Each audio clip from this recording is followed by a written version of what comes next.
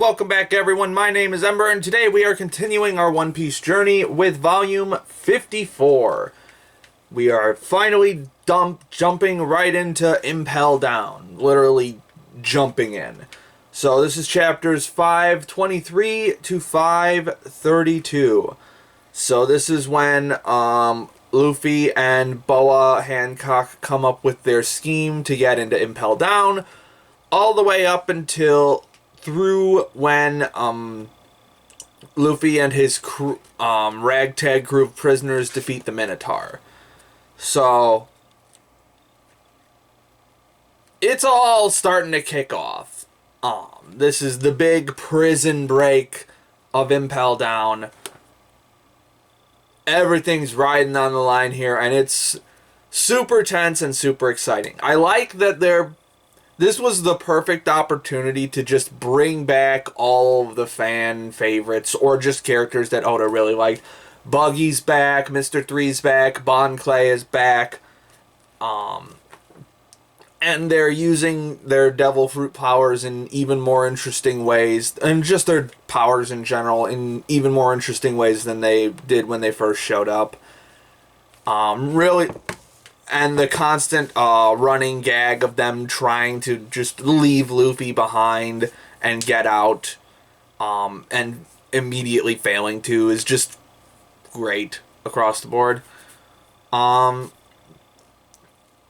Except for Bon Clay, of course, because Bon Clay is just the best. And he's looking for a drag queen who is also imprisoned there, which tracks. They showed the character kind of in shadow, which is kind of like code for this is character, someone who's going to show up later. So I'm very interested in seeing whoever this is show up later. Aside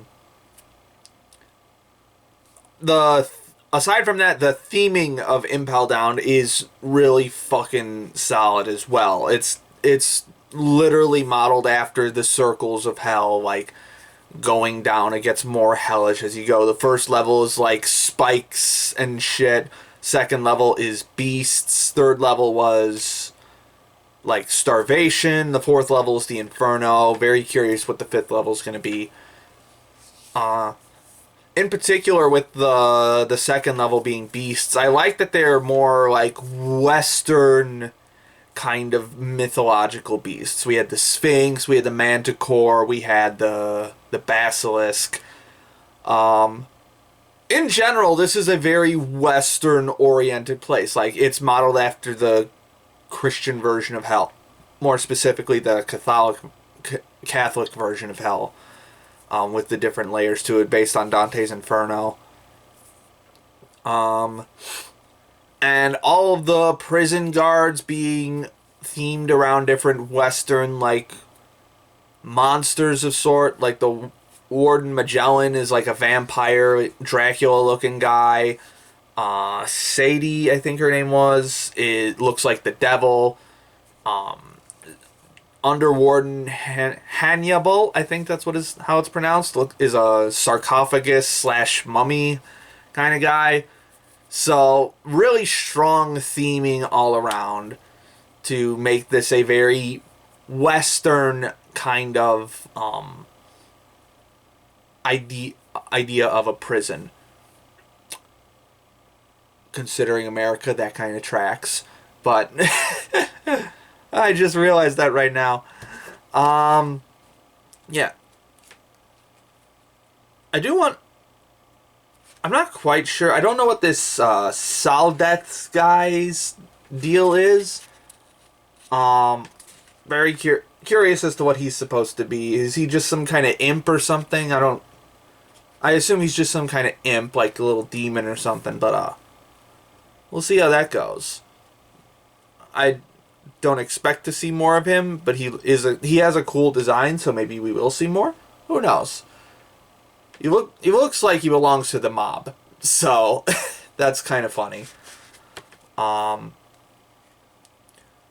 Also, we finally get a clear vision of all the 7 warlords. So, Crocodile's out, obviously, and I'm cheating by looking at the back cover of this because it's right here. But we got Blackbeard to replace Crocodile, and then it's Doflamingo, Boa Hancock, Mihawk, who I totally forgot was a warlord. He's just off doing his own thing. Kuma, Gecko Moria. Did I count them? Yeah, 1, 2, 3, 4, 5, 6. And the 7th one, who we just met, Jinbei, the Fishman, who is an absolute bro so far. Very just like honorable fishman kind of guy. Just really appreciates Black or Whitebeard for marking the Fishman Island as his territory and thus freeing it from plunder from other pirates. I hope to see him show up more in this battle. I assume he will, because he's got a fucking great character design. Very curious to see what he has to do in this battle and what his deal is. Yeah, I think that's really all I have to say. A lot of this volume was very like interesting on like the aesthetic level. Oh yeah, I forgot. Earlier in this volume, we saw where all the other Straw Hats ended up. Sanji ended up on an island full of ugly women. So that's a thing. Brook got summoned by a fucking satanic ritual. That's fucking hilarious. Robin's in a work camp, so that's a bit yikes. Considering Robin's character. And Perona, and we finally get to see Perona. She ends up in the same place as Zoro, apparently, on some kind of spooky island. Alright, and of course the gag of Boa just being head over heels for Luffy is so fucking funny. And him being none the wiser. But, yeah, really solid volume all around. Just a ton of really cool ideas being introduced. I assume Ace will eventually be freed by Luffy, and then things will happen from there. So yeah, really excited to see how Impel Down and the Paramount War finally go. This is the defining moment in the world of One Piece. This is one of the big... I love world-changing moments in these kind of fantasy media stuff, which I'm really excited to eventually jump into the Liberation War in My Hero as well. Just that kind of big fucking event that reshapes everything. And when there's a lot of cool superpowers involved, that makes it even better. But that's it for this volume. Join me tomorrow when we get to volume 55. In the meantime, if you enjoyed this video, be sure to like and subscribe if you feel so inclined, and leave a comment down below about what you thought or if I missed anything. My name is Ember, and I'll see you next time.